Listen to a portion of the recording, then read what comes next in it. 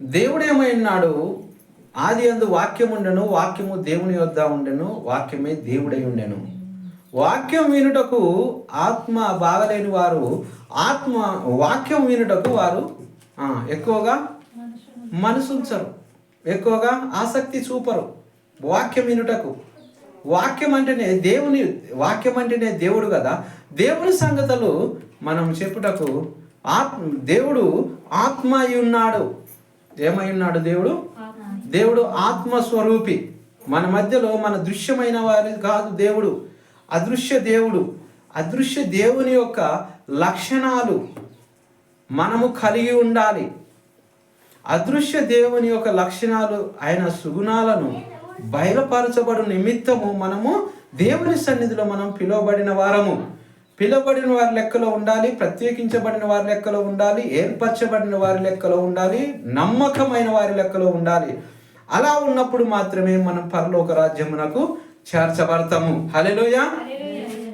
కాబట్టి దేవుని యొక్క ప్రియమైన దేవుని బిడ్డలారా, మనము ఆత్మస్వరూపి అయినటువంటి ఆత్మ తను దయచేసిన వాడు ఆత్మస్వరూపి. కాబట్టి నీకు నాకు అనుగ్రహించినటువంటి దేవుడిచ్చినటువంటి జీవాత్మ తను దయచేసిన వాని యొక్క యొద్దకు వెళ్ళాలి అని అది ఆసక్తి చూపుతుంది.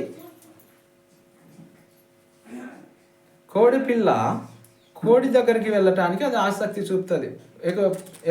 ఎటైనా తల్లి నుండి దూరంగా వెళ్ళిపోవడానికి ఆసక్తి చూపుతుందా, తల్లి దగ్గరికి రావడానికి ఆసక్తి చూపుతుందా?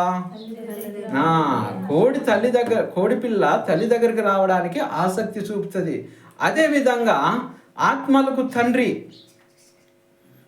నా ఆత్మలకు తండ్రి దేవుని యొద్దకు పోవడానికి నీలో ఉన్నటువంటి ఆత్మ, నాలో ఉన్నటువంటి ఆత్మ అటు వెళ్ళడానికి ఆసక్తి చూపుతుంది.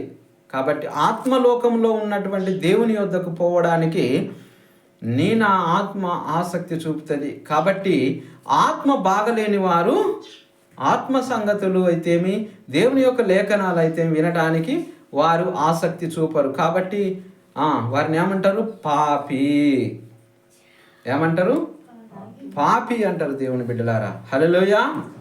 కాబట్టి దేవుని లేఖనాలను నిత్యం మనం ధ్యానం చేసుకోకపోతే మనం దేవుని సంబంధికులుగా మనము ఉండలేము. మనము ఎవరి సంబంధికులము అంటే క్రీస్తు సంబంధికులము, క్రీస్తు సైనికులము, క్రీస్తు ప్రజలము. హల్లెలూయా.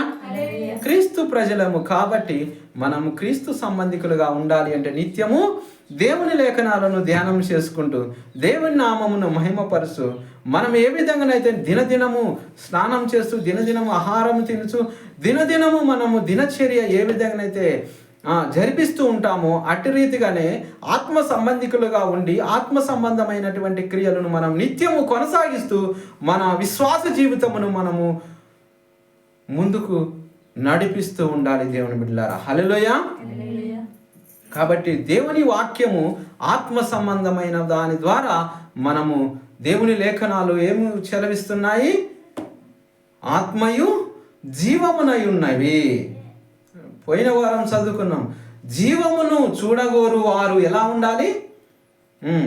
జీవమును చూడగోరు వారు నాలుకను చెడ్డ మాటలు పలకకూడదు, మంచి మాటలు పలకాలి. జీవమును చూడగోరు వారు. జీవము అంటే ఎక్కడుంటుంది జీవము? అది అదృశ్యమైనదా, దృశ్యమైనదా? జీవమును అదృశ్యమైనది. కాబట్టి దృశ్యమైన దాని ద్వారా మనము ఎంత మాత్రము మనసు ఉంచినాను అదృశ్యమైన దానిని చూడలేము. హల్లెలూయా. అదృశ్య దాన్ని చూడలేము. మనం ఎప్పుడూ మన క్రియలను మన స్వకీయమైనటువంటి దురాశ చేత ఎడవబడుతూ వెళ్ళిపోతా ఉంటే అదృశ్యమైనది మన నుండి దూరం అయిపోతూ ఉంటుంది దేవుని బిడ్డ. కాబట్టి మనం దేనికి దగ్గర కావాలంటే అదృశ్యమైన దానికి మనం దగ్గర అయిన కొలది మనం మన సమీపముగా మనకు ఉంటుంది. హల్లెలూయా. కాబట్టి మనం అదృశ్యమైనటువంటి సంగతులను మనం వెతకాలి, జీవమును వెతకాలి, జీవ సంబంధమైన దాని ద్వారా మన ఆత్మీయ జీవితమును కట్టుకోవాలి. హల్లెలూయా.